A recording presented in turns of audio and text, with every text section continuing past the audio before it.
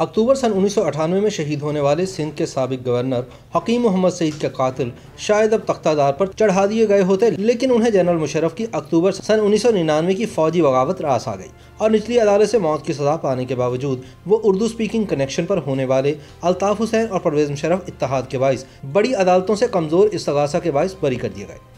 9 जनवरी सन 1920 को दिल्ली शहर में तिब्बे मशरिक से मुंसलिक अतिबा के नामवर घराने में हकीम हाफिज अब्दुल मजीद के घर पैदा होने वाले साबिक गवर्नर सिंध, तबीब और अदविया साजी के इदारे हमदर्द फाउंडेशन पाकिस्तान के बानी हकीम मोहम्मद सईद को 17 अक्टूबर सन 1998 को कराची में शहीद कर दिया गया था। इस हमले में उनके एक नायब हकीम अब्दुल कादिर और एक मुलाजिम वली मोहम्मद भी शहीद हुए।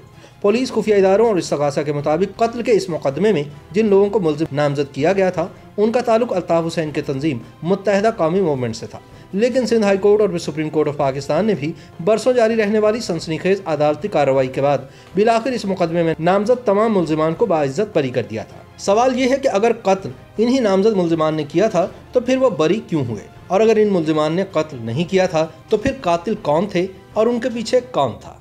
ऐसे बहुत से सवालात हैं जिनका जवाब आज बरसों बाद भी लोग तलाश कर रहे हैं। अदालती रिकॉर्ड और कराची के थाना आरामबाग में दर्ज FIR के मुताबिक 78 साल हकीम सईद को 17 अक्टूबर सन 1998 को उनके 2 मुलाजमों समेत कराची के जनूबी इलाके आरामबाग में उन्हीं के हमदर्द मतब के बाहर होने वाले हमले में शहीद किया गया। हकीम मोहम्मद सईद मामूल के मुताबिक नमाज फजर के बाद जूं ही मतब पर पहुंचे उसी वक्त अचानक 4 गाड़ियां MA जिना रोड की जानिब से आरामबाग रोड में दाखिल हुई। फिर देखते ही देखते उन गाड़ियों में सवार हमलावरों ने हकीम सईद और वहां मौजूद दीगर अफराद पर हमला कर दिया।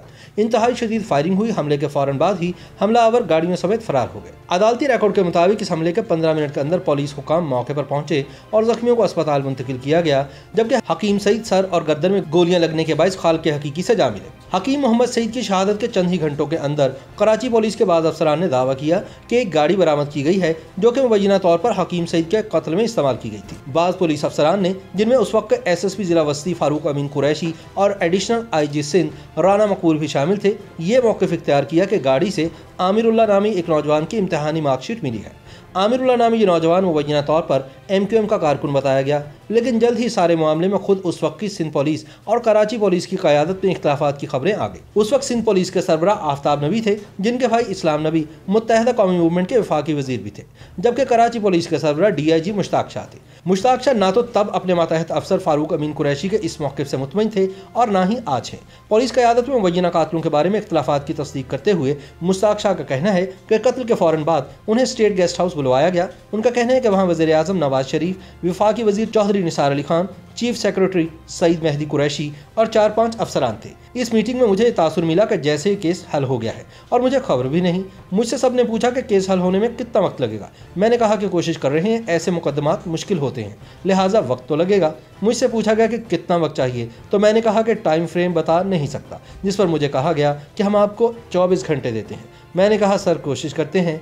साबिक DIG मुश्ताक शाह कहते हैं कि चंद घंटों बाद TV पर खबर आ गई कि मुलजिम पकड़े गए हैं। शायद उन्होंने सोचा होगा कि कहीं 24 घंटों में कुछ और ना हो जाए। तज्ज़ियाकारों के मुताबिक वज़ीर आज़म नवाज शरीफ ने उन पुलिस अफसरान से इत्तफाक किया जिनका ख्याल था कि हकीम सईद के उस कत्ल में MQM मुलव्विस थी। नवाज शरीफ ने हकीम सईद के कत्ल का इल्ज़ाम MQM पर धर दिया और मुतालबा किया कि MQM नामजद मतलूब मुल्ज़िमान को हुकूमत के हवाले करे।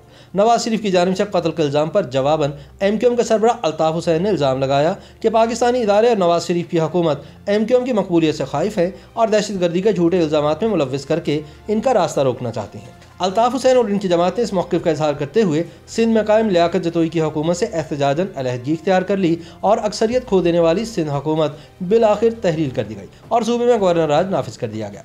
वज़ीर आला लियाकत जतोई ही की तरह DIG कराची मुश्ताक शाह और IG सिंध आफ्ताब नबी को भी उनके ओहदों से सुबकदोश कर दिया गया। इसके बाद MQM पर हकीम सईद के कत्ल का इल्ज़ाम आयद करने वाले पुलिस अफसरान फारूक अमीन कुरैशी को DIG और उनके बास राना मकबूल को IG से मुकर्रर कर दिया गया। पुलिस ने MQM से ताल्लुक़ रखने वाले आमिरुल्लाह को गिरफ्तार किया, मगर फिर कराची पुलिस के एक इंतहाई नामवर पुलिस अफसर अब्दुल रज़ाक चीमा की सरबराही में कायम की जाने वाली JIT ने करार दिया कि आमिर अब्दुल्ला के कम अज़ कम इस कत्ल में मुलव्विस होने की तस्दीक नहीं की जा सकती।